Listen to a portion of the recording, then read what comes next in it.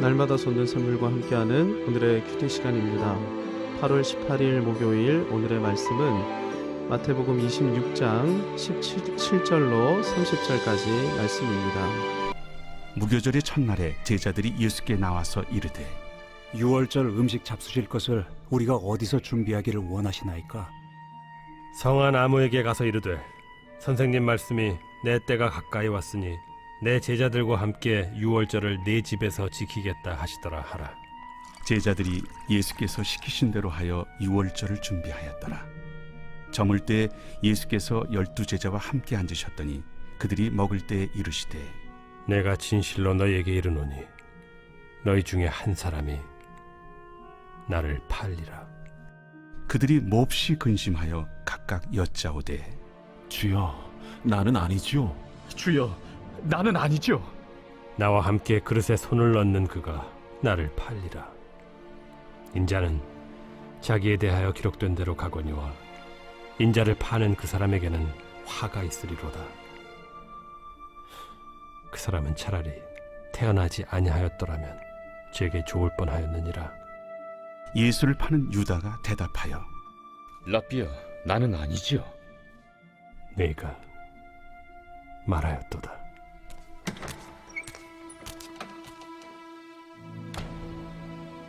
그들이 먹을 때 예수께서 떡을 가지사 축복하시고 떼어 제자들에게 주시며 이르시되 받아서 먹으라. 이것은 내 몸이니라. 또 잔을 가지사 감사기도 하시고 그들에게 주시며 너희가 다 이것을 마시라. 이것은 죄 사함을 얻게 하려고 많은 사람을 위하여 흘리는 바 나의 피 곧 언약의 피니라. 그러나 너희에게 이르노니 내가 포도나무에서 난 것을 이제부터 내 아버지의 나라에서 새 것으로 너희와 함께 마시는 날까지 마시지 아니하리라. 이에 그들이 찬미하고 감람산으로 나아가니라. 본문에서 주님은 제자들과 함께 유월절 식사를 하고 계십니다. 최후의 만찬이라고 불리는 이 만찬이 본문에 기록된 주님과 제자들의 유월절 식사인데요. 주님은 유월절 어린 양의 실체로 이 땅에 내려오신 세상 죄를 지고 가는 하나님의 어린 양이십니다. 그래서 유월절 일정에 맞추어 예루살렘으로 입성하셨던 것인데요.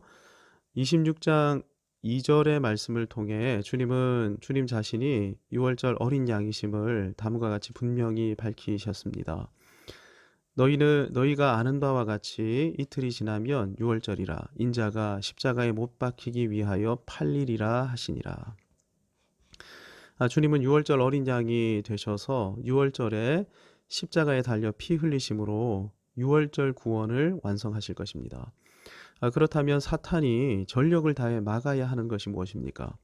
유월절 십자가이죠. 결코 주님이 유월절에 십자가에 달리는 일이 없도록 유월절에 피 흘리는 일이 없도록 막아야 하는 것입니다. 그래서 26장 3절에서 5절까지에 이렇게 기록되어 있는 것입니다. 그때 대제사장과 백성의 장로들이 가야바라 하는 대제사장의 관정에 모여 예수를 흉계로 잡아 죽이려고 의논하되 말하기를 밀란이 일어날까 하노니 명절에는 하지 말자 하더라. 예수님을 죽이기로 결의했는데 언제는 말자고 말합니까? 명절, 유월절에는 하지 말자.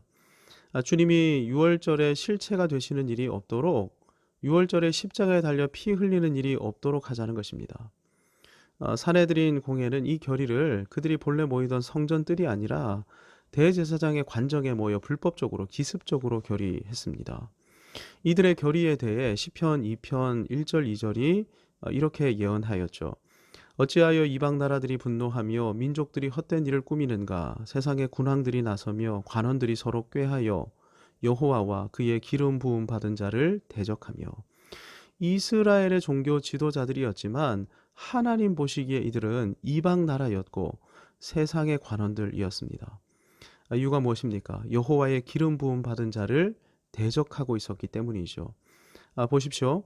여호와를 섬긴다고 하는 이스라엘의 지도자들이 사탄의 도구로 쓰임받고 있습니다. 무섭고도 놀라운 사실이 아닐 수 없습니다. 우리는 얼마 전에 수제자라고 불리는 베드로가 주님의 십자가를 막아선 사실을 알고 있습니다.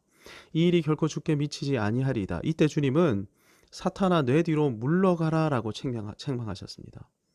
우리도 늘 깨어서 겸손하게 기도하지 않으면 얼마든지 주님을 대적하는 사탄의 길에 설 수도 있음을 기억해야 하는 것입니다.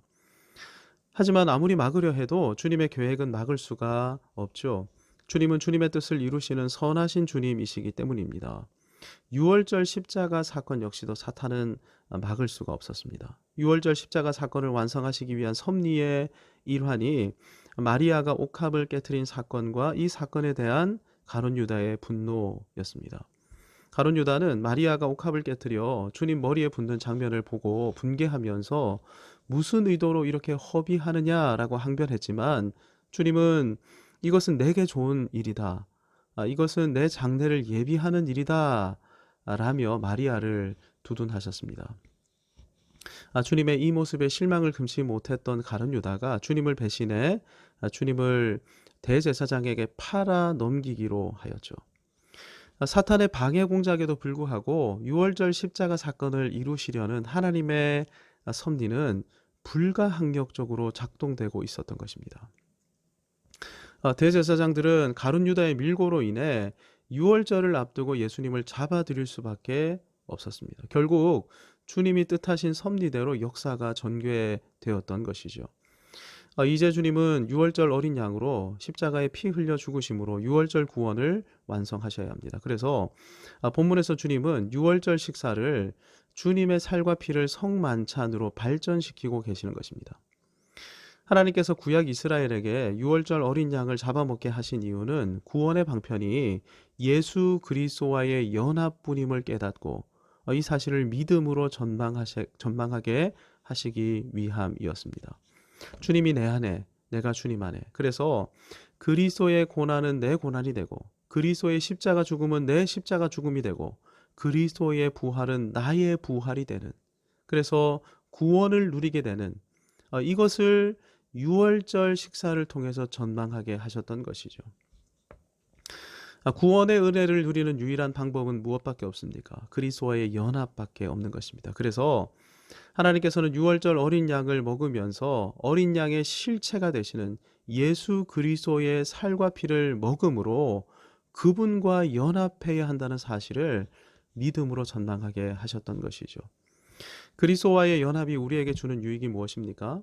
예수께서 떡을 가지사 축복하시고 제자들에게 주시며 이르시되 받아서 먹으라. 이것은 내 몸이니라. 그리스도와 연합할 때 우리는 새 힘을 얻게 되는 것입니다. 주님의 몸된 떡이 우리의 일용할 양식이 되어서 우리의 새로운 에너지원이 되기 때문인 것이죠. 그리스도와 연합할 때 우리는 새 힘을 얻게 되는 것입니다. 또 잔을 가지사 이르시되 이것을 마시라. 이것은 죄 사함을 얻게 하려고 많은 사람을 위하여 흘리는 바 나의 피 곧 언약의 피니라. 그리스도와 연합할 때 우리는 정죄 의식에서 해방될 수 있습니다. 죄 문제를 극복하고 죄를 이기며 살아갈 수 있게 되는 것입니다. 그리스도와의 연합, 이 연합을 통해서 우리는 자유와 기쁨과 평강을 누리며 살아갈 수 있게 되는 것이죠. 그래서 죄를 이기는 능력과 새 힘을 공급받음으로 하나님 아버지의 뜻을 이 땅에서 이루며 살아갈 수 있게 되는 것입니다. 그러니 그리스도와의 연합이 우리에게 얼마나 큰 유익이 되는 것입니까? 성만찬에 참여한 사람들이 누구누구였습니까? 주님과 주님의 제자들이었죠. 주님은 주님의 살과 피를 제자 공동체에게 나누어 주셨습니다. 즉 성만찬을 통한 그리스도와의 연합을 통해 우리는 그리스도의 몸에 연합해 있는 공동체를 알게 되고 우리가 이 땅에서 이 공동체와 함께 살아가야 함을 깨닫게 되는 것입니다. 공동체에게는 신비가 있습니다. 공동체가 바로 서게 되면 공동체 안에 있는 모든 지체도 덩달아 건강하게 된다는 사실입니다. 공동체가 은혜로 풍성하게 되면 공동체의 지체들도 덩달아 풍성한 은혜를 누리게 된다는 것입니다. 성령 충만한 공동체에 속해서 살아가게 되면 공동체의 지체들 역시 성령으로 충만하게 되는 것이죠. 그 공동체가 어떤 공동체냐에 따라 신앙의 색깔과 양태와 신앙의 능력이 달라지게 되는 것입니다. 이것이 공동체의 신비입니다. 그래서 고대교회 4세기, 3세기, 4세기 교회는 매주일 예배를 드리는데 2부 예배로 진행했습니다. 1부는 말씀 중심의 예배로 진행했고 곧 이어서 2부를 드렸는데 2부는 성만찬 중심의 예배를 드렸던 것입니다. 여러분, 이 전통이 코로나 시대를 살아가는 우리에게도 매우 강력하게 중요한 전통입니다. 왜냐하면 성만찬을 드리기 위해서, 성만찬을 집행하기 위해서는 반드시 예배당에 모여 회집해야만 하기 때문입니다. 성만찬이 없다면 그냥 얼마든지 비대면으로 예배 드려도 될 것입니다. 그런데 예배를 드리려면 예배의 가장 중요한 요소는 말씀과 성만찬이기 때문에 성만찬 전통을 회복해야 하는 것입니다. 공동체로 살아야 하는 것이죠. 그런데 본문을 읽으며 우리가 기억해야 할 중요한 사실이 하나 더 있습니다. 본문에서 주님은 가룟 유다의 배신을 알고 계셨으면서도 이 성만찬에 가룟 유다를 포함시키고 계셨다는 것입니다. 더군다나 주님은 가룟 유다가 배신의 길을 떠나 그 길에서 돌이키기를 끝까지 호소하셨는데 6월절 만찬, 이 성만찬이 시작되자마자 주님은 다음과 같이 심각한 사실을 예고하셨습니다. 내가 진실로 너희에게 이르노니 너희 중에 한 사람이 나를 팔리라. 이게 누구를 향한 메시지입니까? 가룟 유다를 향한 메시지이죠. 유다야, 나는 이미 너의 배신을 알고 있다. 내가 나를 은 30에 팔기 위해 대제사장과 결탁한 사실도 잘 알고 있다. 하지만 그 길은 죽음의 길이고 패망의 길이다. 그 길에서 돌이켜 다시 나의 제자로 돌아오려무나. 주님의 이 말씀에 만찬 분위기가 급속히 냉각되었습니다. 모든 제자들이 근심하기 시작했던 것인데요. 하지만 가룟 유다는 주님의 말씀에 아무런 반응도 나타내지 않죠. 그러자 주님이 다시금 유다를 향해 호소하셨습니다. 나와 함께 그릇에 손을 넣는 그가 나를 팔리라.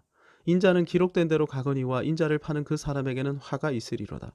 그 사람은 차라리 태어나지 아니하였더라면 제게 좋을 뻔하였느니라. 유다야, 지금 너를 향해 말하고 있지 않니? 지금 나는 6월절 어린 양으로 6월절 구원을 이루기 위해 십자가를 향해 나가지만 나를 파는 너에게는 화가 있을 거야.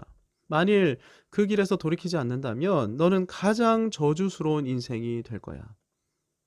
그럼에도 불구하고 유다는 다시금 주님의 이 호소를 외면합니다. 나는 아니지요. 너무나 뻔뻔하게 나는 아니지요. 하지만 주님은 나직히 말씀하셨습니다. 내가 말하였도다. 유다의 배신, 그리고 3번이나 반복된 돌이키라는 주님의 호소. 하지만 그럼에도 불구하고 3번이나 거듭된 유다의 외면. 이 정도까지 되면 이제는 포기하셔야 할 것 같은데 주님은 주님의 몸이라고 지칭하신 떡을 떼서 유다의 입에 넣어주시면서 말씀하십니다. 유다야, 이것은 내 몸이니라. 또 주님의 피로 칭하신 포도주를 유다의 입에 넣어주시면서 말씀하십니다. 유다야, 이것은 죄 사함을 얻게 하려고 흘리는 나의 피 곧 언약의 피란다. 6월절 만찬은 문설주와 인방에 6월절 어린 양의 피를 바르고 피가 발려진 그 집 안에서 6월절 어린 양을 구워 먹는 의식입니다. 이 만찬을 믿음으로 참여하게 되면 어린 양 대신 그리스도의 희생과 십자가 공로로 말미암아 구원을 얻게 되는 것이죠. 주님은 끝까지 배신의 길에서 돌아서지 않는 유다를 향해 지금이라도 배신의 길을 떠나 믿음의 자리, 이 자리에 머물러 있으면 너는 나를 믿는 믿음으로 구원받을 수 있다. 너무나 은혜롭고 자비롭게 이렇게 말씀하고 계시는 것입니다. 주님은 오늘 이 아침 가룟 유다와 같은 나를 향해 거듭되는 주님의 호소에도 불구하고 외면하고 있는 우리를 향해 유다에게 하셨던 모습 그대로 말씀하고 계십니다. 사랑하는 누구야? 너는 믿음의 자리, 은혜의 자리에 끝까지 머물러 있어야 한다. 그러면 내가 너에게 구원을 허락할 것이다. 이 길에서 떠나지 마라. 나를 더 이상 외면하는 길로 나아가지 말아라. 혹 지금 유다의 길을 걷고 계시는 성도님이 계십니까? 오늘 말씀을 듣고 돌이켜 주님께로 나아가십시다. 겸손히 주님 발 아래 엎드려 믿음으로 주님과 연합하고 믿음의 공동체와 연합하십시다. 이 자리에 머물러 있읍시다. 그리고 공동체를 세우며 거룩하신 주님의 뜻을 공동체와 함께 이루어 나가십시다. 하늘에 계신 우리 아버지, 아버지의 이름을 거룩하게 하시며 아버지의 나라가 오게 하시며 아버지의 뜻이 하늘에서와 같이 땅에서도 이루어지게 하소서.